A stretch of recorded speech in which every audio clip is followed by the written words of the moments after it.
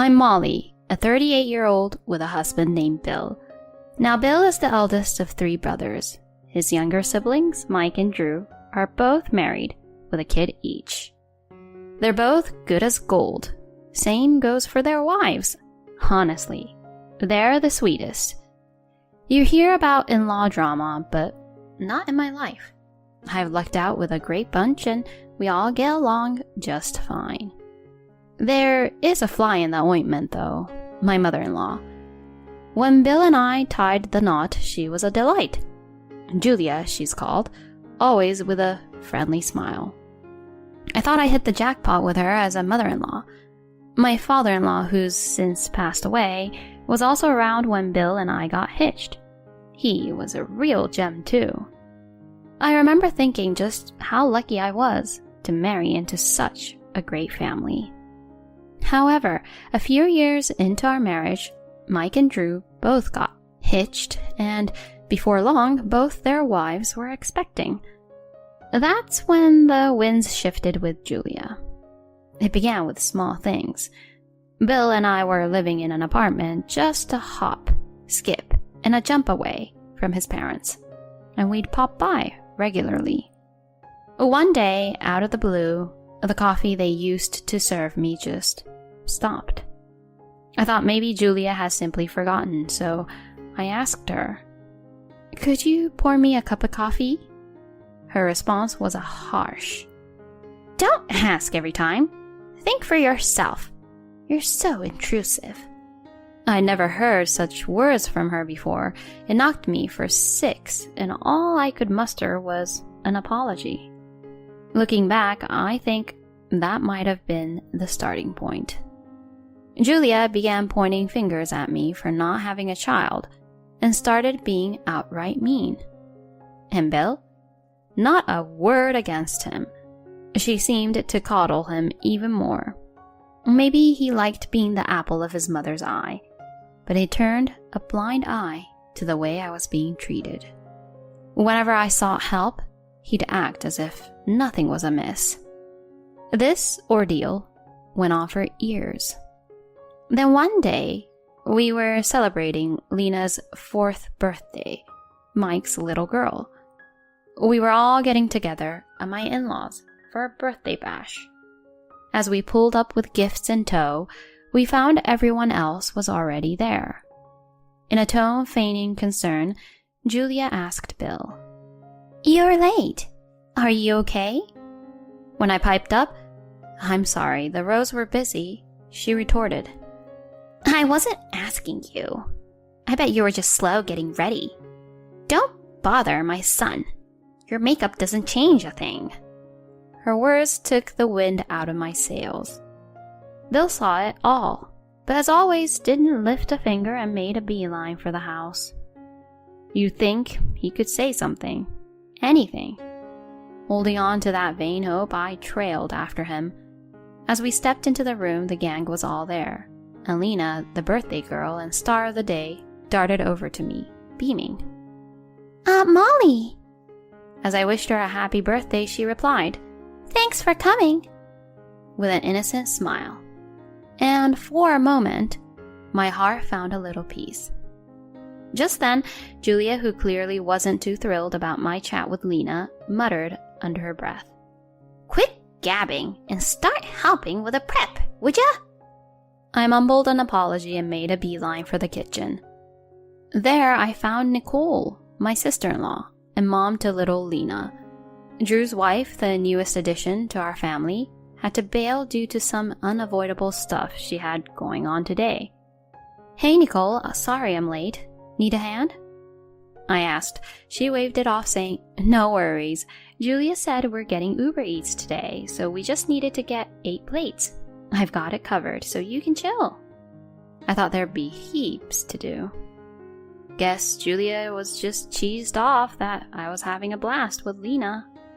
Together, Nicole and I carried the plates and cutlery to the table and got it ready for the family. That's when Julia decided to drop her surprise. "The Uber Eats is here with some roast beef.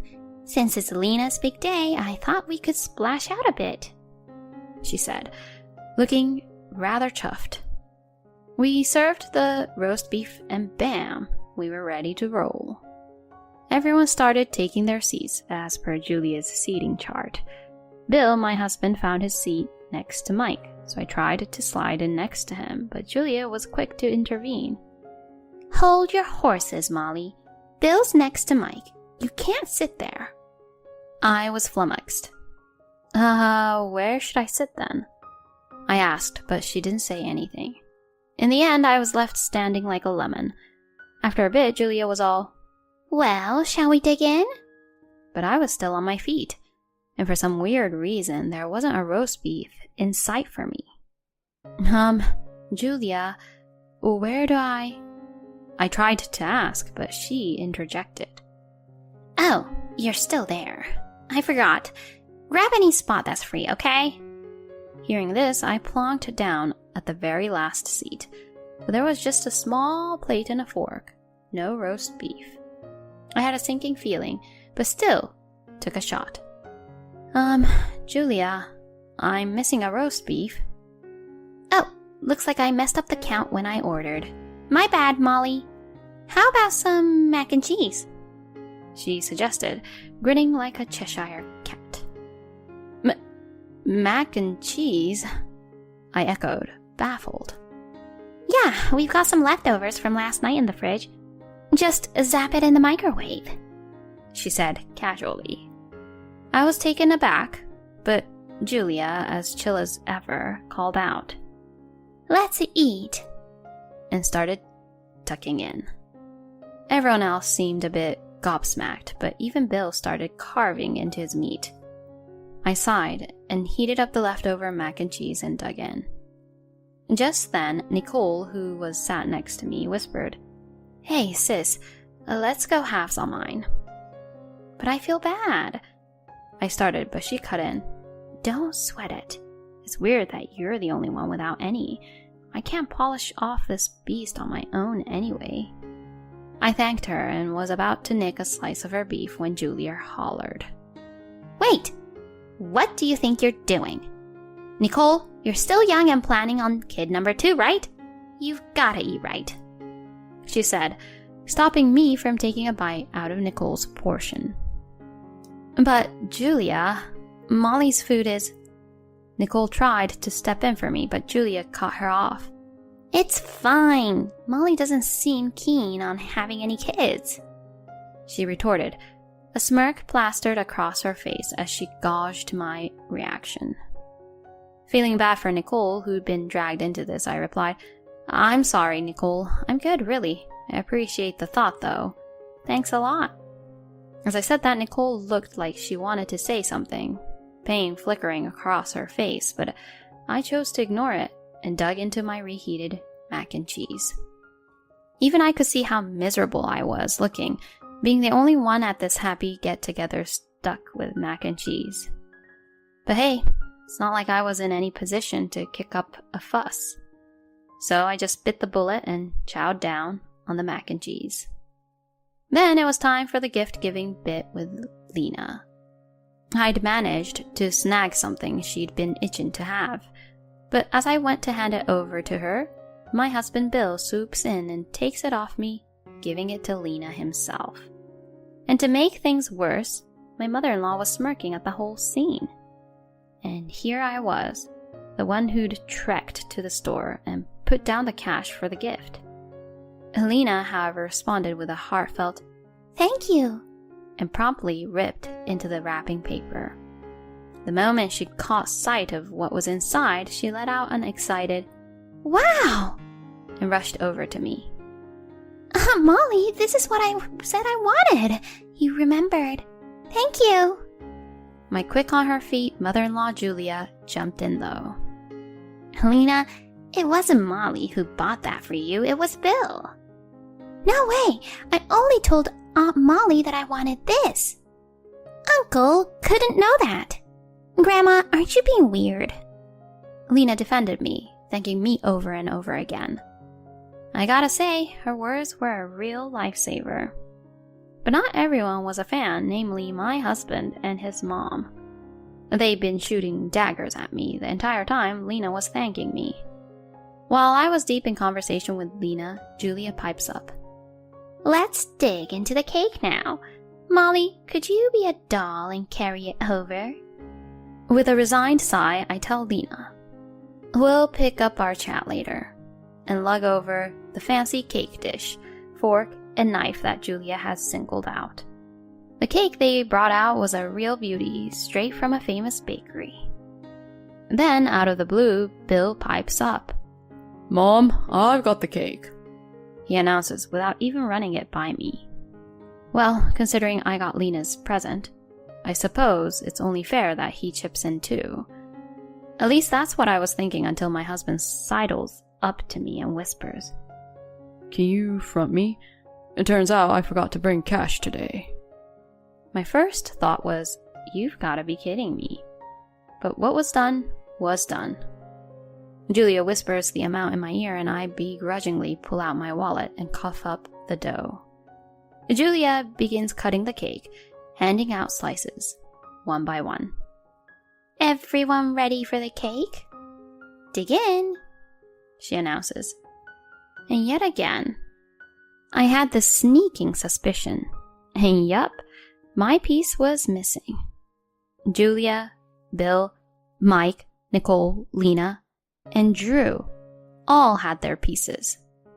The cake was cut into 6 equal parts. When Nicole, noticing my piece was AWOL, chimes in.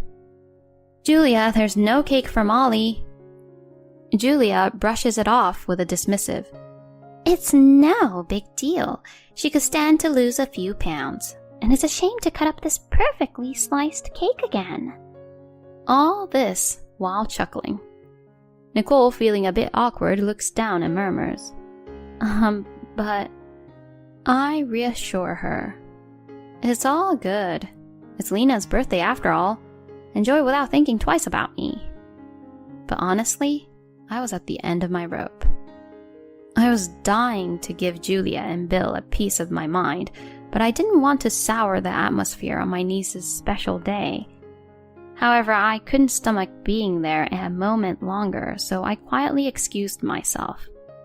I'm heading home a bit early and left on my own. Did my husband offer to drive me home? Nope. Instead, he says, I'm taking the car home so you can catch the bus. So, like a good little wife, I hopped on the bus and headed home as instructed. A few hours later, Bill strolled in, clearly feeling on top of the world. My patience was threadbare by then, and I seriously demanded he do something about the day's drama.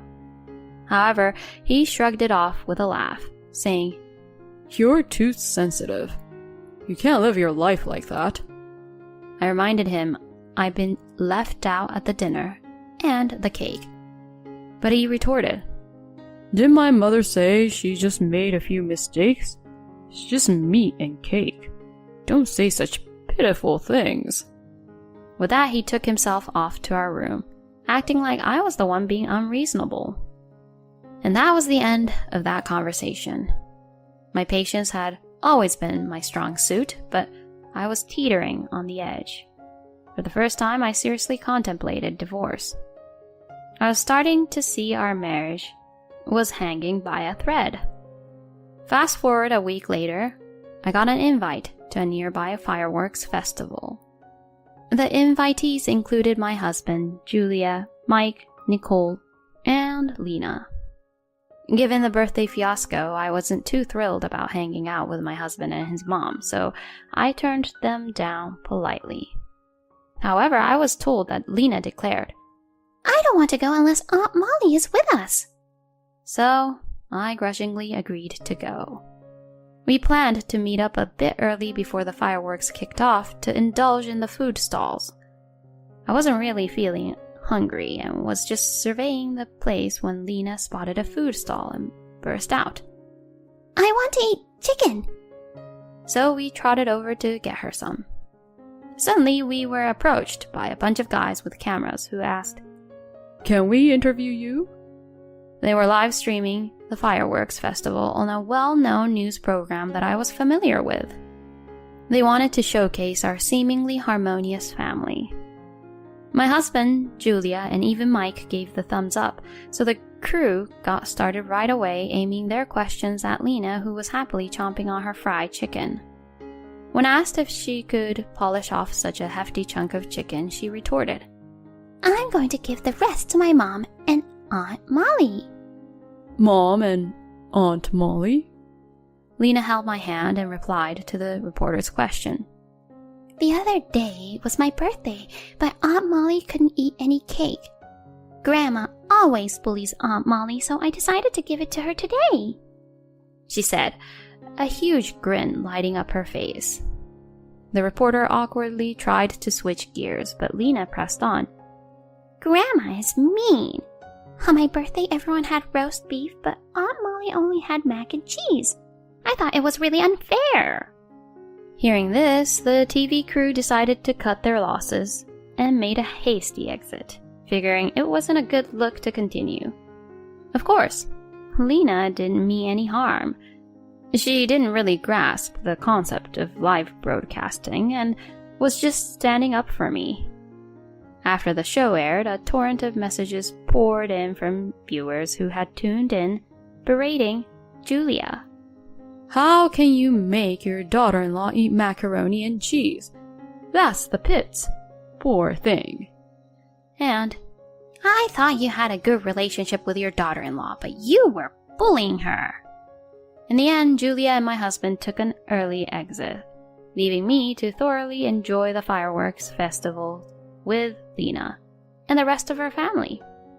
A couple days later, I sat down for a chat with my husband and my mother-in-law. I voiced my intention to file for divorce. My husband pleaded with me to rethink, while Julia bellowed, I will never allow a divorce. But Nicole and others were ready to testify, providing evidence of my mother-in-law's bullying and my husband's failure to step in. Upon hearing this, both of them blanched and hung their heads. Bill, you live with her, I quipped, sporting a smile. With your mother, who you love more than me. You are a mommy's boy, after all. And with that, I bid adieu to my in-laws' house. Realizing that divorce was inevitable, my husband quickly conceded. The divorce process was surprisingly smooth, and I was soon officially free. Nowadays, I've got my own little spot in an apartment right near my office. It's a cozy place my brother used to call home. After the divorce, my ex found himself a bit strapped for cash, since I was the one footing 80% of the rent, and he wound up moving back in with his mom. Since all this went down, Lena's made it clear she doesn't want anything to do with Julia, and hasn't set foot in her grandparents' house. But hey, silver lining, I've kept up a pretty steady rapport with Lena's family, meeting up with them on the regular. Let's celebrate my next birthday together too, Aunt Molly, Lena told me. Honestly, I'm already counting down the days to her next birthday.